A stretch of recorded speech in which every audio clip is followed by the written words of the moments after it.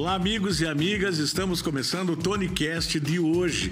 Grande abraço, obrigado pelo carinho. Você, os canais abertos aí de Ponta Grossa, canal 18.1, toda a região dos Campos Gerais, canal aberto para Curitiba, 8.1, toda a região metropolitana. Muito obrigado pelo carinho, claro, todo o litoral do Paraná, a galera do YouTube também, muito obrigado, sejam todos bem-vindos. Hoje eu estou recebendo aqui o advogado e vereador, doutor Adalberto Araújo, é vereador pela terceira vez aqui em Paranaguá e atualmente é o presidente da Câmara de Vereadores da cidade. A gente vai bater um papo já primeiramente querendo agradecer aqui a você ter aceito o nosso convite. Eu é que agradeço, Tony. Parabéns, inclusive, à própria televisão, que tem ampliado sua programação, muito diversificada, e também entrando agora na onda dos podcasts. E ninguém melhor, como você, representante da casa, para poder conduzir mais esse projeto. Parabéns à televisão. Eu que agradeço, é a gentileza. Queria conversar, eu não tenho, no podcast, às vezes eu falo que nem eu falei para o Mário Micos esses dias, não tem muita formalidade. Eu falei para ele, vou te chamar de você, mas durante o programa eu chamei de senhor, porque é um respeito, mas claro, né? E você é advogado, tem que ser doutor, mas aqui você é o representante do povo também hoje. Não, sempre foi assim, do povo, né? Até quem me conhece no dia a dia sabe que não tem formalidade. Inclusive eu faço questão, assim, fazendo um parênteses, por que no meu material de campanha eu coloco o doutor Adalberto? Para as pessoas identificarem que é o advogado Adalberto. Sim, claro. Agora, no dia a dia, eu não faço questão alguma. Qual é a tua área? Eu sou especialista em direito público e em direito previdenciário. Previdenciário é regime geral de previdência, ou seja, causas contra o INSS. Então, eu milito na área há mais de 22 anos, né? Fiz as especializações e a gente teve aí, ao longo desse período, cerca de 7 mil clientes, mais ou menos. É muita gente. Muita gente, né? Agora, eu queria bater um papo contigo, antes do doutor Adalberto, antes de ser o vereador, antes mesmo de casar. De onde que você é? Você é de Paranaguá mesmo? Que bairro que você nasceu? Teus pais ainda vivem? Como é que foi a tua vida lá na infância e adolescência? Olha, Tony, hoje eu estou com 55 anos. Eu não sei se acontece isso com você, mas tem horas assim que a gente não se toca de que a gente já está numa idadezinha assim que passou já da metade, né? Mas eu volta e meia me pego, né? Revisitando as minhas memórias. Eu sou filho do ensacador Josué Pequeno, que está com 90 anos, vai fazer 91 em julho, ensacador aqui de Paranaguá. Sou nascido em Paranaguá. A minha mãe, Dona Lourdes, era costureira, ela morreu muito nova, aos 48 anos de idade, em 1996. E eu cresci no Jardim Santa Rosa. Moleque de jogar bola, moleque de brincar. Fiz o curso do Senai também, ali de 85 a 87. Depois eu fiz o comércio, né, que é a contabilidade, técnica de contabilidade. Mas anteriormente a isso eu descobri o xadrez aos 5 anos. Aprendi a jogar xadrez com 5 anos de idade, né? E veja que curioso, o presente, né, o tabuleiro de xadrez eu ganhei do meu avô, que era analfabeto. Mas ele sabia que eu tinha aprendido a jogar xadrez e ele era ambulante, comerciante. Numa das idas dele a São Paulo, ele viu um tabuleirinho e trouxe aquele tabuleiro para mim. Aquele tabuleiro, aquele gesto, aquele presente de uma pessoa simples, também nordestino, meu pai é nordestino, ele também, transformou minha vida. Por quê? Porque até os 12, 13 anos eu jogava xadrez de uma forma, digamos, amadora. Mas fui descoberto por um técnico, né, um professor, um mestre de xadrez espanhol, Domingo Botran, a quem eu sempre presto reverência, infelizmente já falecido, mas que ele, digamos, descobriu o Adalberto, filho de uma família pobre, e ganhei uma bolsa atleta para frequentar o departamento de xadrez do Clube Literário. Então, ali passei a conviver com figuras ilustres, com a nata da cultura de Paranaguá. Então, um outro ambiente, um outro universo. E a partir dali também consegui, digamos, eu comecei em 84 jogando as competições oficiais ali, fui descobrir que existia uma literatura, uma teoria de xadrez, relógio de xadrez, competições de xadrez. Então, no primeiro ano, eu fui meio que sparring, apanhei de todo mundo. Mas no ano seguinte, com 15 anos de idade, eu já era campeão adulto do litoral. No ano seguinte, eu com 16 anos, fui vice-campeão brasileiro juvenil, que é até 20 anos. E a partir de então não parei mais. Tricampeão paranaense, 2 vezes campeão sul-brasileiro. Disputei 2 finais de brasileiro, disputei campeonato pan-americano, disputei campeonato mundial sub-26. 7 vezes campeão dos Jogos Abertos. Poxa. Então, quero aqui mandar um abraço até para o professor Paulo Cato, né? Que convivi muito tempo na Fundação de Esportes. E sempre que ele me encontra e tem alguém que não é do nosso meio, que não nos conhece, ele me apresenta e fala: esse cara aqui jogava xadrez, mas ele era muito marrento. A abertura dos Jogos Abertos do Paraná, todo mundo de uniforme, ele só com a parte de cima e com uma outra calça que não era, não sei o quê. Então, ele sempre conta a mesma história, né? Para querer dizer que eu era nesse aspecto que não seguia disciplina e tal. Eu falei: professor, há de ver o seguinte, vai na Fundação de Esportes, veja quem é que tem mais troféus lá. É igual o Romário. O Romário tem que ser tratado diferente, né? Então, a gente sempre brinca nesse sentido, né? Mas o professor Paulo Cato, que inclusive recentemente prestamos uma grande homenagem, pessoal do basquete, pessoal da área do esporte, prestou uma grande homenagem para ele no Clube Olímpico. Aqui eu mando aqui um abraço. Fazendo referência a todos os gestores, a todos os professores que conviveram comigo entre esse período de 84 e 85 até 2006, quando eu, digamos assim, deixei de participar com mais frequência dessas competições. Mas ainda joga, né? Ainda jogo, mas jogo muito mais nos torneios online, né? Que é quando sobra um tempinho a gente brinca. Eu acho que, se não me engano, você esteve no projeto Verão da TVCI, né?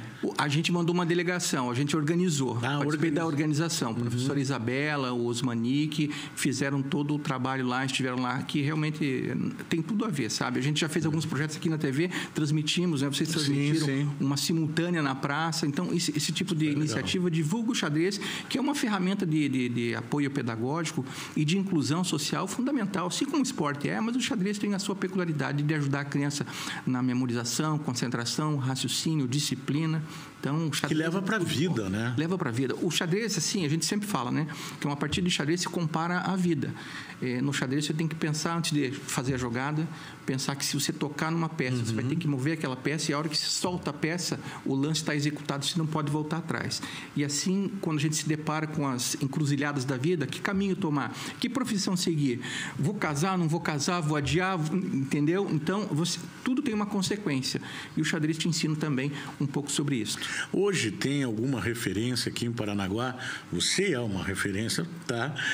Mas assim, e as escolas? Nas escolas está inserido o xadrez hoje em dia? Olha, a professora Isabela Ferreira faz um trabalho fantástico no Colégio Edneia Garcia, lá no Samambaia, que está agora, nessa nova gestão, possivelmente estará sendo ampliado para outras escolas e até aqui também, aqui no centro da cidade.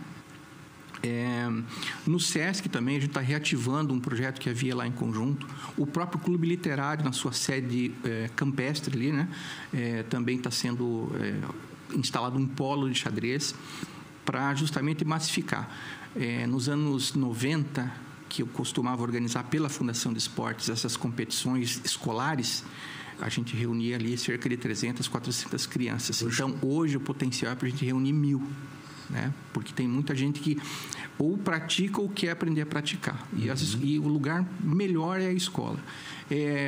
Você me pediu referências hoje do xadrez em Paranaguá. Eu vou te dar 2. Né? Uma é o adolescente, né?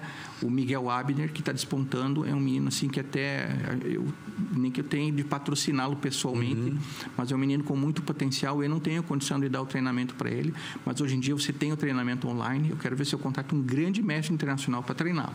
Olha. Porque ele tem muito potencial, ele tem um talento nato. E o outro também que é muito estudioso, muito talentoso, é o Jonathan Oliveira, que é formado em engenharia pela Federal, fez o mestrado pela UTFPR, e está concluindo agora um doutorado. Tem 32, 33 anos, um pouco menos. Pensa num guri assim, estudioso e talentosíssimo.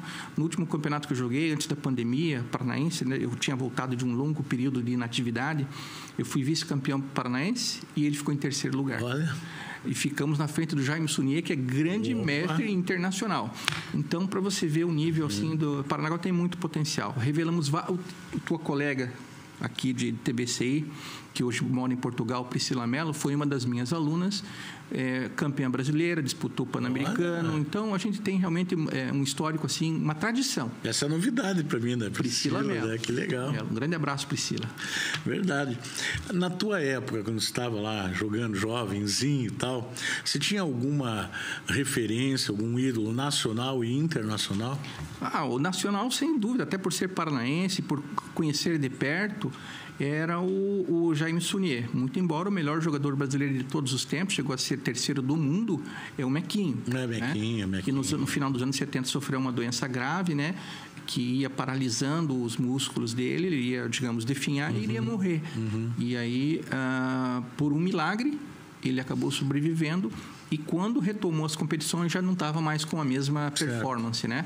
Mas foi o melhor jogador disparadamente de todos os tempos, né? Então, para quem acompanha xadrez sabe que Bob Fischer, Miguel Tal, a nata do xadrez mundial jogava com ele e ele dava muito trabalho. Ele chegou a ganhar competições internacionais assim fortíssimas. Que beleza, né? E aí a vida foi passando. Aí, como é que você tinha algum apelido de infância, não? Certamente eu tinha. Betinho. Não, Betinho não.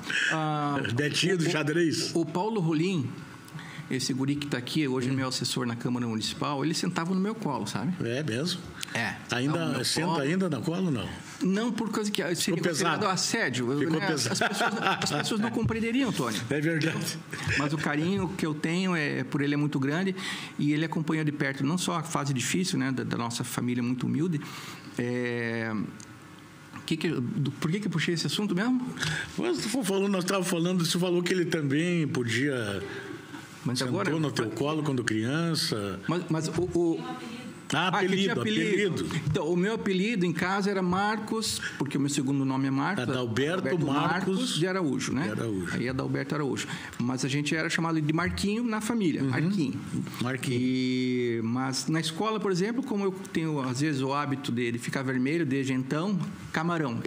Esse foi o do esse é o que pegou. O primeiro oitavo era Camarão. O Camarão. Professora Suzete, um beijo para você. A professora Suzete foi, acho que a única professora que me viu realmente nervoso. Vermelho, assim, de nervoso numa sala de aula, que tinha um amigo meu que era mais sarrista do que eu, que é o Xixo. Xixo, um abraço para você. E teve uma vez que eu comecei a jogar uma carteira nele. E foi na aula da professora Suzete. A professora Suzete foi a testemunha ocular. Mas a pessoa que joga xadrez não é calmo? Mas naquela época eu não praticava com assiduidade. Estava começando ainda. Entendi. Não, mas isso era a sétima série, sexta série, e o Xixo era muito sarrista. Muito sarrista. É uma pessoa assim de um astral maravilhoso. Um abraço também. Tem o tempo já? Não preciso? Tá. Eu esqueci de te avisar. Caso não queira responder alguma coisa por qualquer motivo, eu não vou questionar o motivo, só bate aqui. Eu pulo fora. Sem problema, mas aqui eu já te falei em off que eu não tinha nenhuma pergunta especial que você que quisesse que você me fizesse. Da mesma forma, vou responder a tudo que você perguntar aí sem problema. Lá vai e volta, né? Bala que vai e volta. Então, também. Aí você, a partir de que... Você tem quantos filhos? Eu tenho 3 filhos. Alguém joga xadrez? O Guilherme jogou e chegou a ser vice-campeão paranense sub-12. Mas não era a vibe dele. Aí depois fez basquete, fez futsal. Hoje ele é advogado, né? Puxou o pai. Hoje ele me substitui. Trabalha contigo? Trabalha comigo, ele e minha nora Daniele, que namoram desde o ginásio, no tempo do colégio. Ginásio não, ensino médio. E hoje me deram a neta, né? Que está com 3 anos, que é a pequeníssima e princesa Luísa. Olha, que rainha legal. do coração do vovô. Quero aproveitar... Sim, aí depois tem o Gustavo, que tem 27, e Maria Paula tem 26. Gustavo é músico. Acho que até já se apresentou aqui.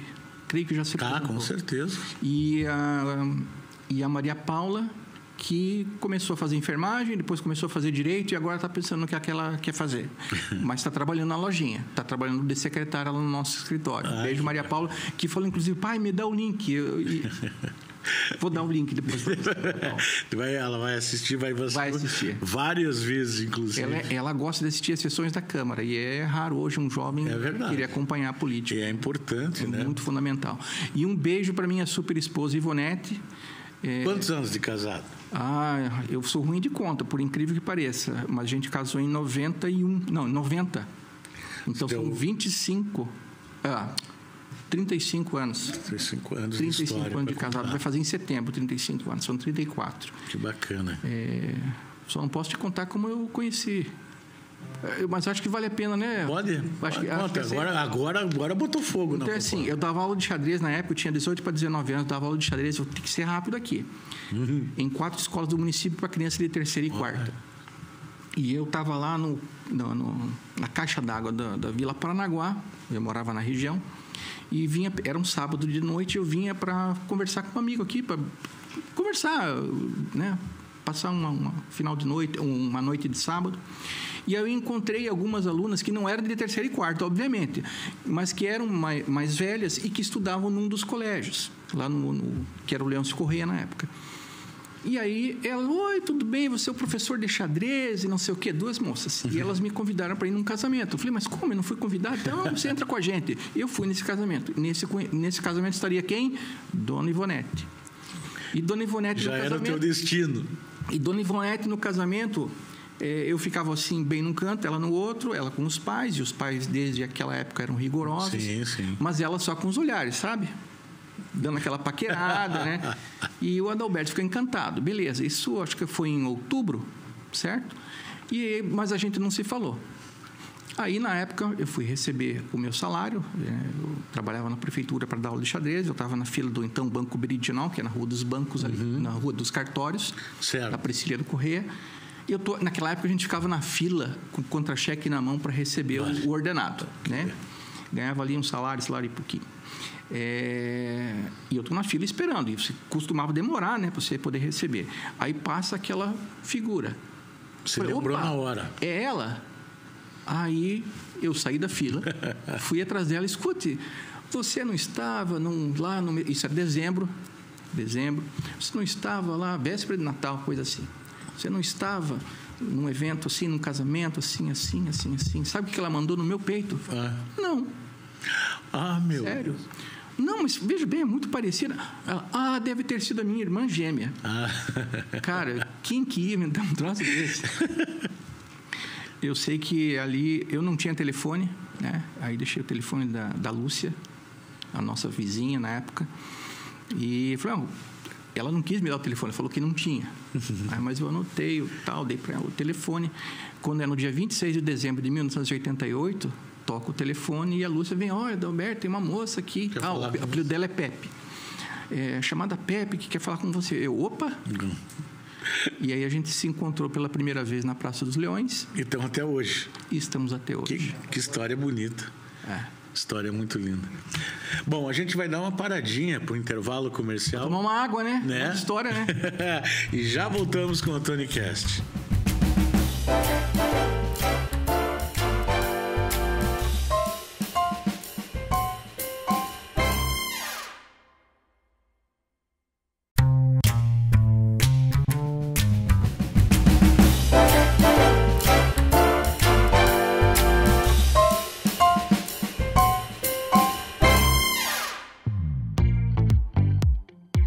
Estamos de volta aqui com o TonyCast, hoje conversando com o vereador Adalberto Araújo, advogado, homem apaixonado. Ele contou uma história aqui do casório dele. Como é que é esse negócio que fofocaram aqui? Comprou na planta, o que é isso? A gente costuma dizer que a dona Ivonete comprou o Adalberto na planta, porque na época não tinha onde cair morto, entendeu? Mas ela acreditou. Então, acreditou, e assim, houve um tempo...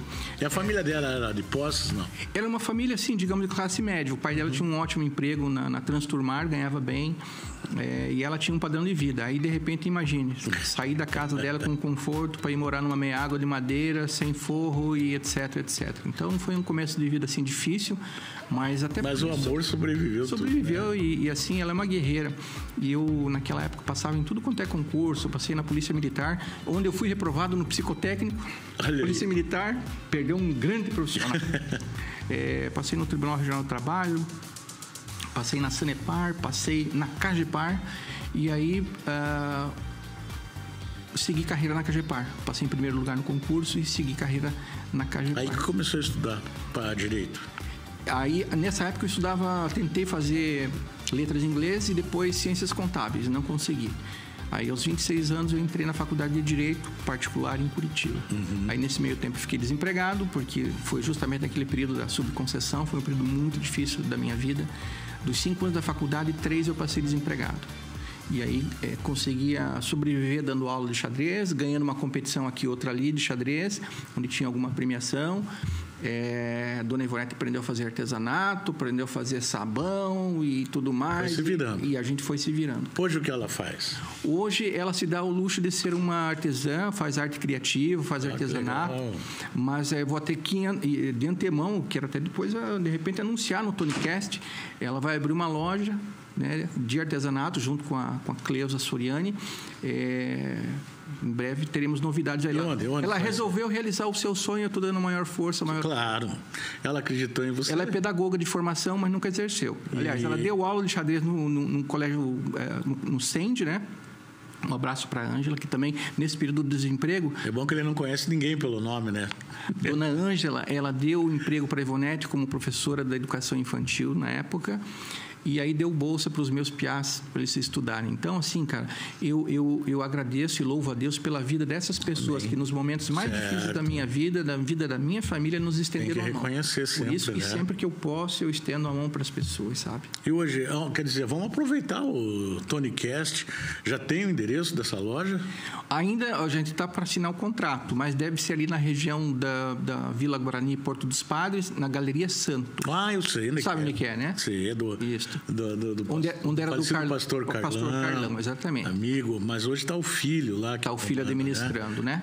Uma família maravilhosa. Sem dúvida, faz muita falta o pastor Carlão. Você é evangélico também? Sou evangélico. Dessa igreja ceia? Não. Hoje a gente está, digamos, desigrejado, como se chama. A gente está aí pedindo uma orientação de Deus. Mas temos ali visitado de vez em quando e temos uma afinidade muito grande com o pastor Lúcio, da Comunidade da Graça. Sim, que também, esteve aqui presente. Que esteve aqui também. E é um homem assim, aliás... Iluminado. E os irmãos ali são muito queridos, né? E é um ministério muito sério, muito... A gente está ainda com uma dificuldade. Primeiro eu tive uma dificuldade com meu pai, né? O pai ficou durante 4 anos enfermo, grave lá conosco. Eu e minha esposa... tendo que nos revezar na dedicação aos cuidados dele, e mais recentemente o meu sogro. Agora que a gente conseguiu uma condição para o nosso sogro e para o meu pai, que eles não estão morando conosco há poucos, acho que 2 meses agora, né? E a gente finalmente vai ter condição de retomar uma vida de congregação na instituição. O desigrejado não significa que não crê em Deus e não pratica boas obras, né? A gente se esforça, a gente não é perfeito, se esforça.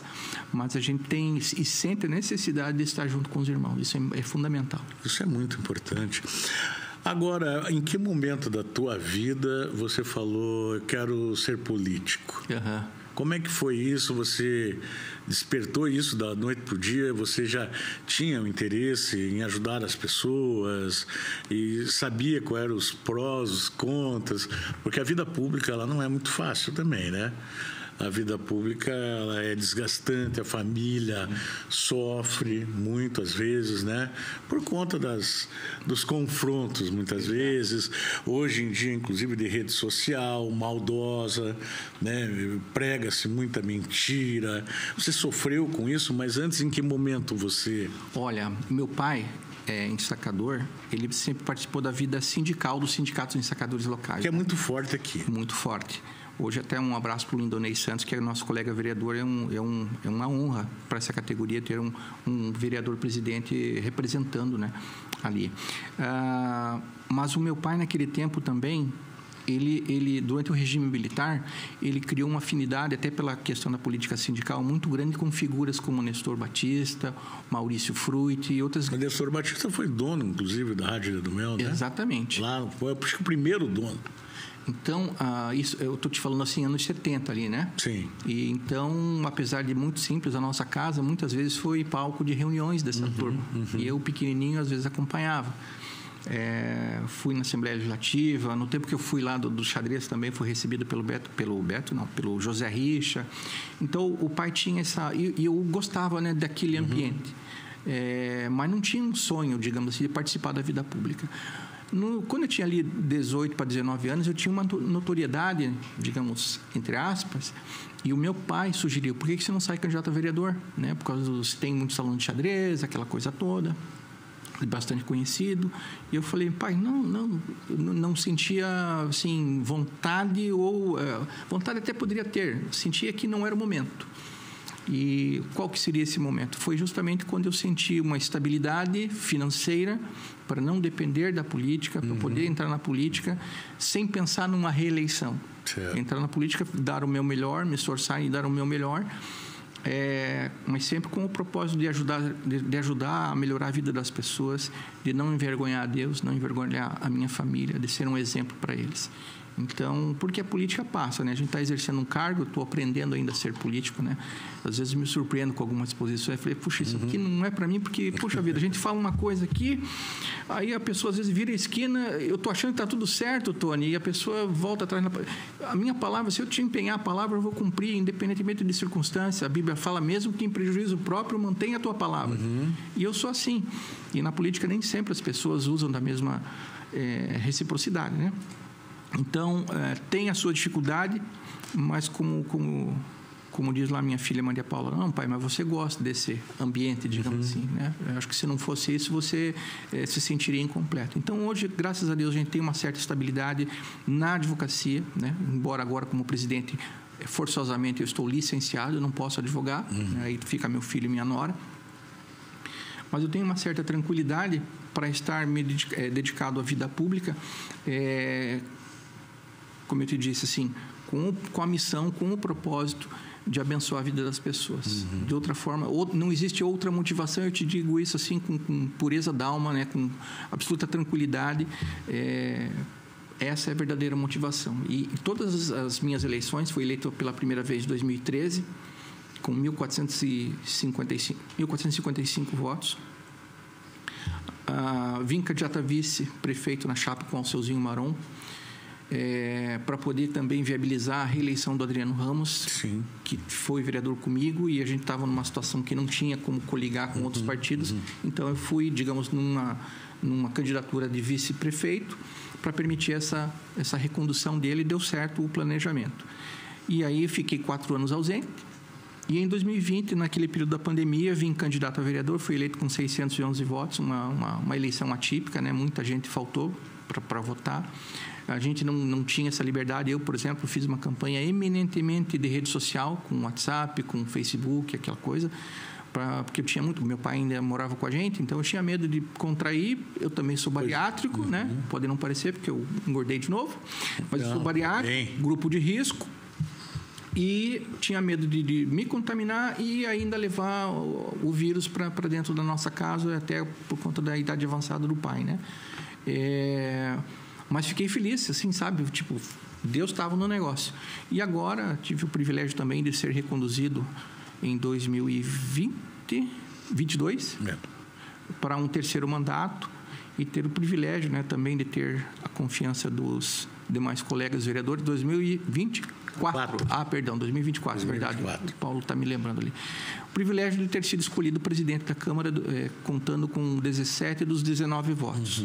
Hoje a gente tem um ambiente bastante bom na Câmara, do ponto de vista assim, de não haver discussões desrespeitosas. A divergência é natural, né? O embate das ideias é muito salutar, mas hoje a gente está com um ambiente muito bom. E também quero aproveitar para mandar um abraço, né? A gente, como presidente da Câmara, tem aquela função administrativa. Então, eu pude conhecer uma outra parte, né? Parte da administração da Câmara, e nisso eu já tinha conhecimento do talento e da dedicação de muitos dos servidores. E agora estou podendo testemunhar. Tem gente de altíssima qualidade que tem nos auxiliado bastante na gestão. Creio que tem sido uma experiência boa para mim e tem sido uma experiência boa para eles também. Tenho dado respaldo para eles exercerem a sua atividade com absoluta transparência, tranquilidade, mas, acima de tudo, reconhecendo e dando valor a essas pessoas que nos ajudam no dia a dia. Hoje em dia, que as sessões da Câmara são que horário, que dia? Antigamente, né, eram as terças e quintas às 7 da noite. Nos últimos 8 anos foi mudado para segunda e terça, 5h30 da tarde, 5 horas da tarde. E a gente entendeu que precisava mudar. E dentro de um consenso possível com os demais vereadores, foi mantido segunda e terça, mas às 6h30 da tarde. Por que não retorna às 19h ou um pouco mais tarde, para que a população possa também acompanhar? Nós temos um problema lá também de controle de horas extras dos servidores. Então, sejam os servidores da comunicação, do legislativo, as copeiras, eles precisam permanecer lá enquanto há sessão. Certo. E não há pagamento de horas extras. Então, para a gente também não penalizar demais, a gente optou por este caminho. Normalmente, durante a semana, fora os dias de sessão, tem algum horário pré-determinado de trabalho lá dentro dos vereadores ou não? Cada gabinete tem 2 assessores. Aqui é bom também explicar. Não existe, diferente de outras câmaras municipais, você não tem auxílio disso, auxílio daquilo, né? A única coisa que tem é o vale alimentação, que é um bom valor, um ótimo valor, mas fora isso não tem verba de gabinete, não tem nada, né? E ficam 2 assessores. São 2 assessores que, na verdade, não precisam ficar lá também 100%. Sim. Normalmente, por exemplo, e o lugar de vereador também não é no gabinete, é na rua. Ele tem que, sim, destinar um tempo... nas bases. Claro, ouvindo o reclame da população. Logicamente que a gente tem um período para atendimento no gabinete, mas especialmente fora do gabinete, participando de encontros, reuniões, visitando os bairros, as colônias, as ilhas, né? Que a gente tem com essa proximidade que a gente consegue entender melhor a necessidade e fazer o melhor encaminhamento de uma política pública ou sugerir uma política pública, né? Exato. Então, o horário é este, mas não é um horário fixo determinado para o vereador atender no gabinete. Essa tua parceria, amizade, vamos assim dizer, com o atual prefeito, né? Adriano Ramos. Sim. Isso já vem antes da política ou vocês acabaram se tornando amigos no período que vocês foram vereadores juntos e tal? Ele foi candidato a vereador e não tinha logrado êxito 1 ou 2 vezes anteriormente à nossa eleição. A gente foi eleito pela primeira vez em 2013. E eu o conhecia apenas assim de encontrá-lo, porque na época acho que os nossos filhos estudavam no mesmo colégio que era o Sêndia, né? Que é ali no bairro do Porto dos Padres, vizinho ao Araçá, onde o Adriano morava, ou mora ainda, né? Sim. Mas a gente veio se conhecer, estabelecer esse vínculo forte de amizade justamente ali em 2013. Por quê? Porque comungamos dos mesmos propósitos de servir a população da melhor forma. E estamos agora acompanhando também com uma certa apreensão, né? Nós, como vereadores, a gestão, né? Um início de gestão bastante difícil, bastante com problema até de recursos financeiros para fazer frente às demandas, torcendo pelo sucesso e naquilo que ele precisar de mim, Adalberto, como amigo, né? A gente está à disposição justamente porque a gente quer o bem da cidade. Queremos o sucesso do Adriano e queremos o sucesso da cidade. Ele sendo abençoado, a sua equipe sendo abençoada, a cidade será próspera, né? Então a gente torce e trabalha nesse propósito. Existem sempre algumas polêmicas, né? Você, como presidente da Câmara de Vereadores, é lógico que passa por isso. Recentemente a gente acompanhou aqui a questão de, não precisamos apontar dedos, nomes, não é o caso, a questão é a situação de um vereador lá, que é a questão da viagem. Eu vejo que isso está sendo discutido agora duramente na Assembleia Legislativa com um deputado que também se ausentou e tal, e ele foi apresentar atestado médico e tal 40 dias depois. Isso causou um desconforto aqui também, né? E eu queria que o senhor comentasse um pouquinho sobre isso. Eu chamei de senhor agora, porque agora estou falando com o presidente da Câmara, né? Não é você. Então, sobre essa questão toda, para que não fique nenhuma dúvida, eu acho que foi você que apresentou um projeto, não sei? A mesa executiva, né, que tem essa prerrogativa de apresentar um projeto de resolução para regulamentar essa questão das justificativas de faltas dos vereadores. Por quê? Essa polêmica se deu justamente porque não havia uma regulamentação. Certo. Né? Imagine, uma Câmara com mais de 300 anos não tinha uma regulamentação para esse tipo de situação. E aí a gente tem que dar graças a Deus por todas as coisas. Não fosse essa polêmica, a gente não seria o pioneiro a estabelecer, né, essa regulamentação. Então, não havia assim... bastava que você, vamos supor, se ausentasse, mas trouxesse uma declaração de qualquer instituição dizendo que você estava lá, digamos, indo atrás de políticas públicas, né? E foi isso que aconteceu com o vereador, assim como inúmeros outros vereadores ao longo dos anos. Uhum. E o RH da Câmara Municipal, assim como fazia nas ocasiões anteriores, efetuou o pagamento integral. Aí surgiu a polêmica, né? E assim, a gente, como foi oposição durante muito tempo, a gente é muito cobrado. E a gente precisa justamente entender isto. Porque se fosse e aqui o vereador em questão é digno de toda a nossa admiração. Se fosse um outro vereador acostumado ou que fizesse parte da velha política, não ia acontecer nada, Toninho. Uhum. Mas como é a gente tem que dar o exemplo, né? Pois é. Então, não que ele tenha feito algo errado, na minha concepção, não, porque não havia uma regulamentação. Mas a partir de agora, tem essa regulamentação e as faltas têm que ser devidamente justificadas. Eu vou para o intervalo, junto com você. Nós voltamos ainda nesse assunto e uma reta final do programa, tá bom? Vamos no intervalinho, então, é rapidinho, já voltamos com o Tony Cast.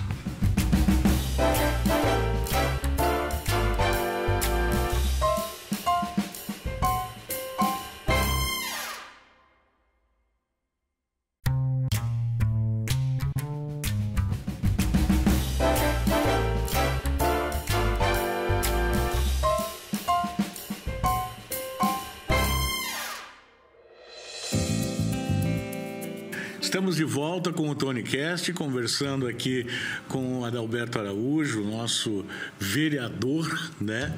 E convidado de hoje. Quem joga xadrez é o quê? É enxadrista. Enxadrista. Em Portugal seria xadrezista. Xadrezista. Em espanhol, arredrecista. Olha, e o que mais? Em inglês, chess player. Olha só o que é isso, poliglota agora. Esse é uma das heranças boas do xadrez. Naquela época que eu te falei, não havia literatura em português. Então você tinha de 6 em 6 meses. Hoje com a internet você consegue tudo, né? E rapidamente, online. Você esperava lá 6 meses para chegar uma publicação, um livro, uma revista, alguma coisa. E aí não vinha em português, ou vinha em espanhol ou vinha em inglês. Tinha até em russo, mas russo eu não aprendi. Mas alguma coisa a gente consegue arranhar, tanto no português como no espanhol. Que legal. Voltando àquele assunto, então, para a gente encerrar essa polêmica. O vereador, ele se afastou, independente de qualquer vereador, ele se afasta por algum motivo.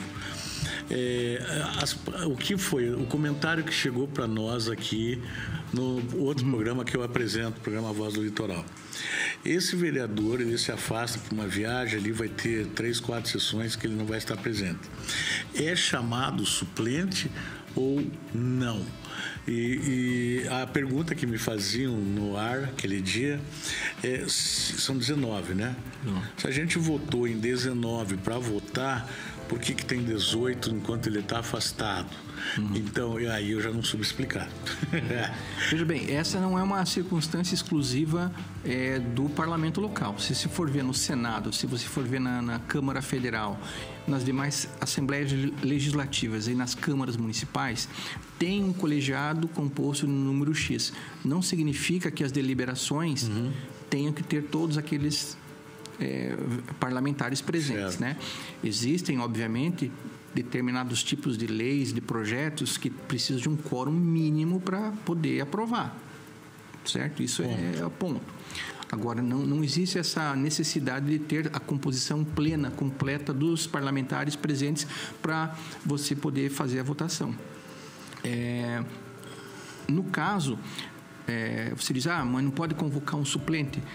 A lei orgânica do município, que é como fosse a Constituição de Paranaguá, a lei orgânica prevê as hipóteses, digamos, de convocação de suplente, que é quando a ausência se dará por 30 dias, certo? Então, às vezes, a pessoa... E motivada pode ser voluntária, e aí ela não seria remunerada.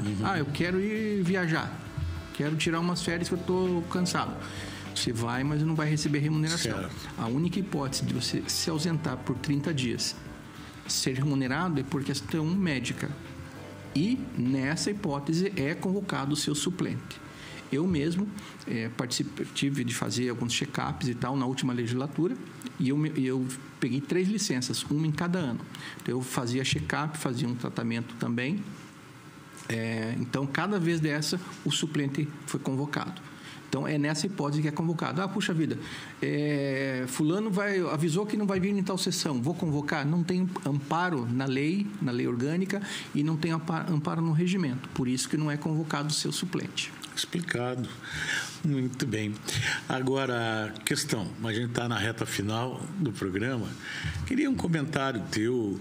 É como eu tenho dito aqui, o TonyCast não é para brigar, não é para levantar polêmica, não é para culpar ninguém. A gente está aqui para bater um papo agradável, descontraído, do nosso dia a dia da cidade de Paranaguá. E eu tinha comentado já das dificuldades que o Adriano está enfrentando com a equipe e tal. Tá, na tua avaliação, está dentro daquela expectativa? Porque o que a gente ouve? Que está com meio... Eu vou falar o português correto, né? Correto que o povo fala. Acham que está meio com o freio de mão puxado. Uhum.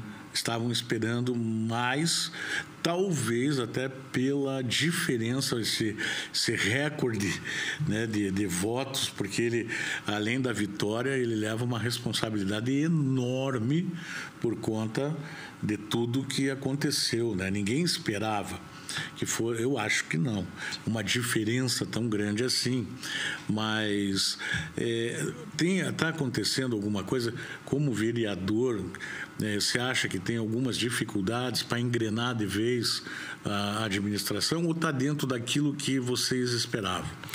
Primeiro que a tua observação é absolutamente pertinente. Como a pessoa foi eleita, o Adriano foi eleito com uma votação recorde, 72% dos votos válidos.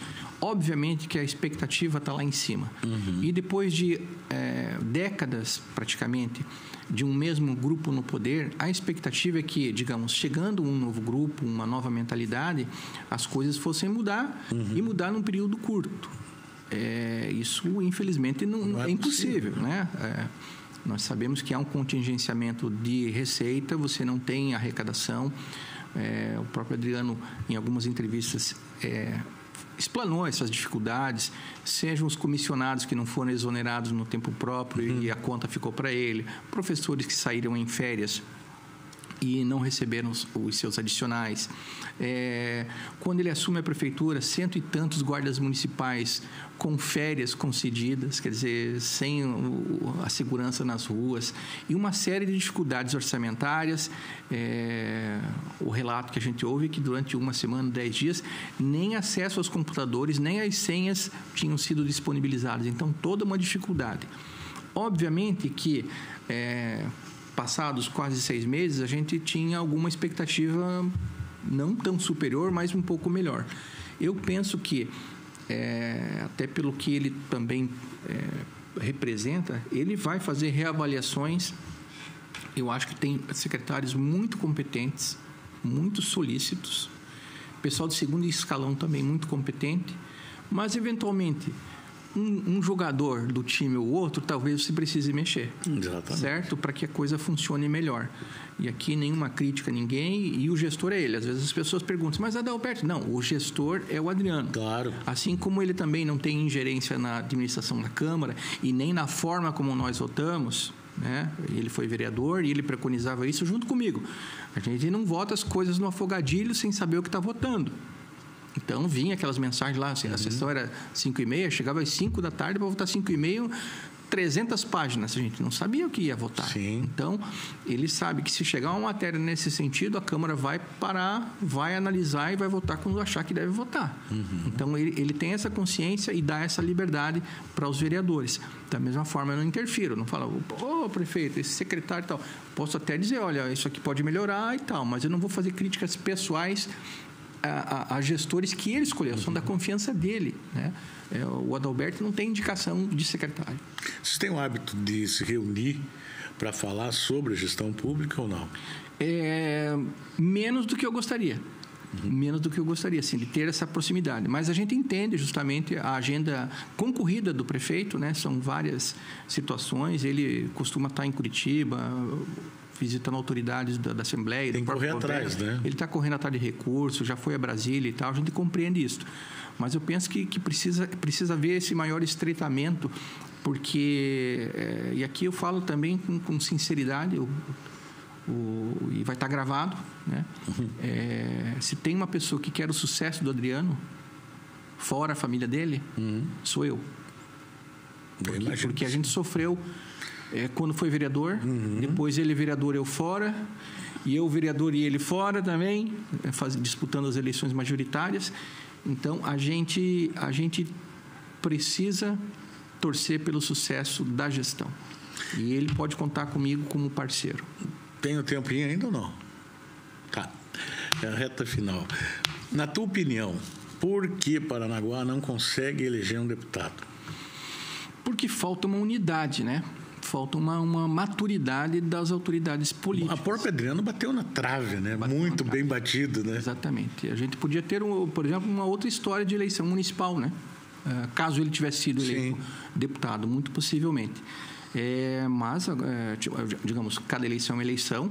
Agora, é preciso haver uma consciência, né? Porque, assim, se não houver essa maturidade, se sair 10 candidatos para deputado estadual, por exemplo, vai inviabilizar. Possa ser o candidato mais forte que seja. Para federal, a mesma coisa. E Paranaguá, o litoral, tem potencial. Você tem vontade de ser prefeito? Eu tenho um sonho de ser prefeito, sim. Mas, antes disso, eu gostaria mesmo, era de ser deputado federal. Porque eu penso que lá, em Brasília, é onde as coisas verdadeiramente acontecem. Por exemplo, políticas relacionadas a Paranaguá, a área, setor portuário. Não é o deputado estadual que vota esse tipo de lei. É um deputado federal. Recursos federais. Na época que eu fui candidato a deputado federal, em 2014, na época, cada deputado por ano poderia destinar para a sua região, na época, 13 milhões de reais. Hoje deve estar muito mais. Então, a chance de você poder contribuir e ajudar a tua região é muito maior sendo deputado federal. Então, mas cada passo é um passo. Vamos ter eleições ano que vem. Eu não digo assim, serei candidato apenas, primeiro, se eu sentir viabilidade, se eu sentir paz no meu coração e se eu sentir que tem apoio, digamos, do grupo. Se não tiver essa maturidade... Mas, pelo menos, você foi corajoso de falar a tua ideia, a tua vontade. Sim. Deputado federal e até prefeito da cidade de Paranaguá. Sim. Que é um ótimo nome. Querido, aqui está uma lembrancinha para você tomar um café, um chá. É canequinha? Água. É uma lembrancinha daquela mocinha ali, da Malu? Dona Malu. Eu não sei falar o sobrenome dela, que é muito complicado. Eu também não. Rosniewski. Que é polonês? Olha, polonês. Viu? Como que se fala xadrez? Como fala xadrez em polonês? Babushka? Não, babushka é vovó. Tá aí. Obrigado. Bom, doutora Adalberto, vereadora Adalberto, muito obrigado pela tua presença aqui no TonyCast, meu querido. Olha, quero agradecer pelo convite, né? Tua equipe, a gentileza, o espaço que a televisão nos dá, o teu podcast. E já me falaram que isso está igual o Danilo Gentili, né? Que você concentra lá 1-2 dias as entrevistas, né? Você fica lá diretão e depois fica só de boa. Mais ou menos. Brincadeiras à parte, bom que o salário me falaram que também duplicou. Aumentou 3 vezes. Mas, assim, desejar todo sucesso para a emissora, porque a gente sabe, para quem não sabe, a cabeça de rede da TVCI, que atinge, não sei se é nacionalmente. Também. Vários estados. Mas hoje, canais abertos, a gente está em Ponta Grossa, toda a região dos Campos Gerais, todos os municípios de Curitiba. É gerado aqui. Então, com uma programação diversificada, agora com esse formato de entrevistas, eu penso que é uma nova possibilidade até para Paranaguá também ser vista nessas outras regiões, né? Valorizar a nossa cultura, a nossa tradição, a nossa história, a nossa memória, afinal de contas. Quero mandar um abraço para a audiência, um abraço para a minha família, desejar tudo de bom para vocês aqui da equipe. Muito obrigado. Que prosperem cada vez mais, que continuem gerando emprego e que a cidade possa testemunhar pelas lentes da TVCI novos tempos, uma nova cidade mais próspera, mais abençoada. Muito obrigado. Muito obrigado. Quem sabe você volta como deputado federal, hein? Opa! Olha aí. Bom, você me perguntou do salário, né? Eu vou pular. Ah, então tá bom. Viu que eu não pulei nenhuma pergunta, né? Agora eu pulei. Tá bom, meu querido? Muito obrigado. Obrigado. O TonyCast de hoje fica por aqui. A gente volta no próximo programa.